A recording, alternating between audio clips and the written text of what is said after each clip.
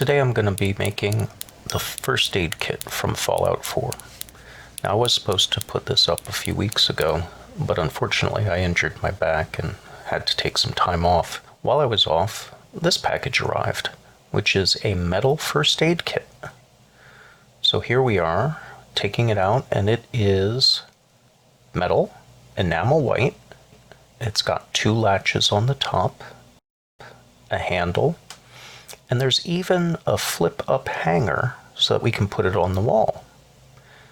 It's a decent size. It could be bigger, but this was about $13, so that's a pretty good deal. And inside, oh, wait a minute, that's one of the pumpkin lads. He's not supposed to be in there. Alright, so how are we going to do this? Well, the proper way should be to get some stencils of the appropriate font and mask off the cross and use spray paint. But I don't have appropriate stencils. So instead, I printed out in the correct font the paper version of this. And what I'm going to do is something called Decoupage. I've matched the right size, and now I'm going to cut out the words. And we could do this really fiddly and go and trace out each individual letter. That's going to take forever, so instead, I think we're just going to cut them out.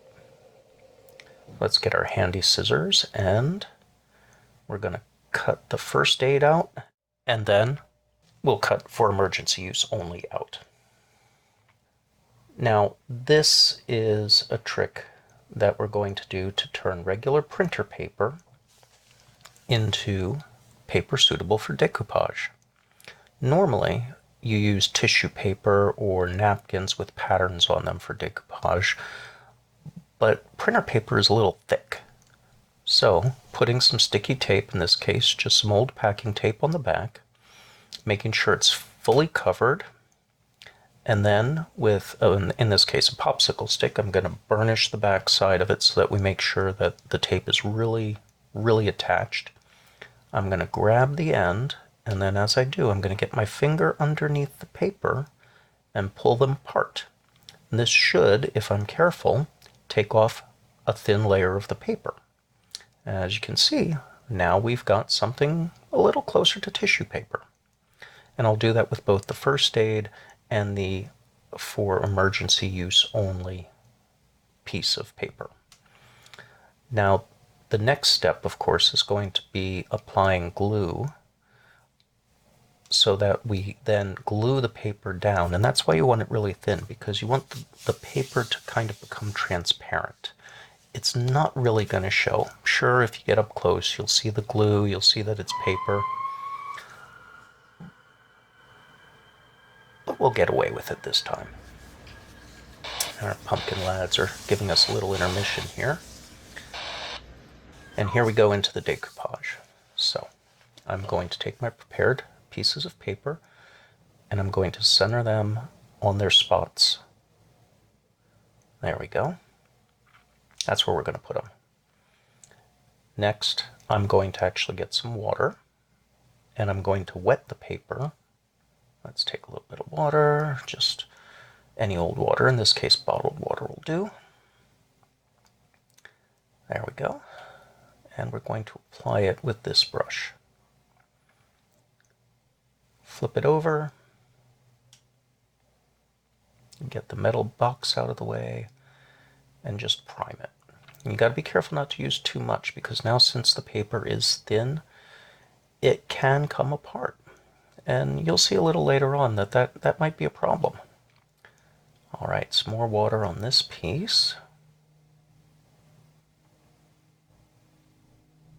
And now let's take a look and place them onto the box.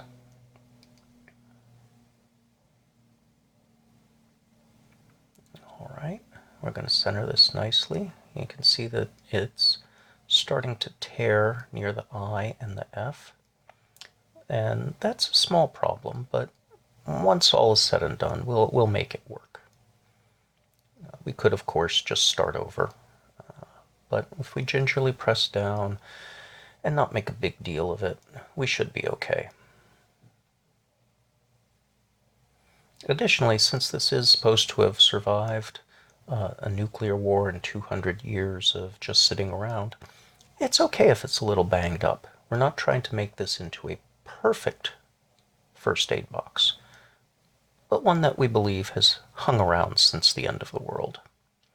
And there we go. A little more water on top, a little smoothing, and next we will use Mod Podge. Now Mod Podge really is just watered down PVA glue. So you could just use regular white glue and water it down, maybe a 50-50 mix, and that would be fine.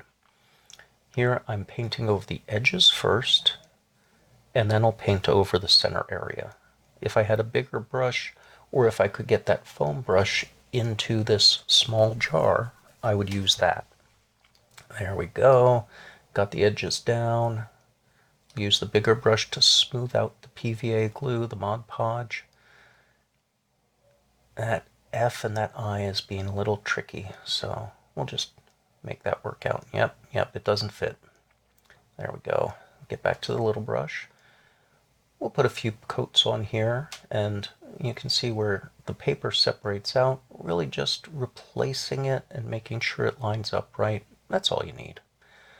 This is a prop for Halloween. This isn't something for sale or something that you need to look amazing.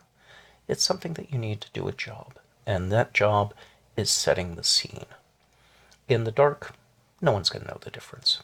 I'll put a little extra Mod Podge over the F and the I to make sure that it gets good adherence. That'll protect it a little bit, and we're done. There we go. Another prop for Fallout Halloween finished.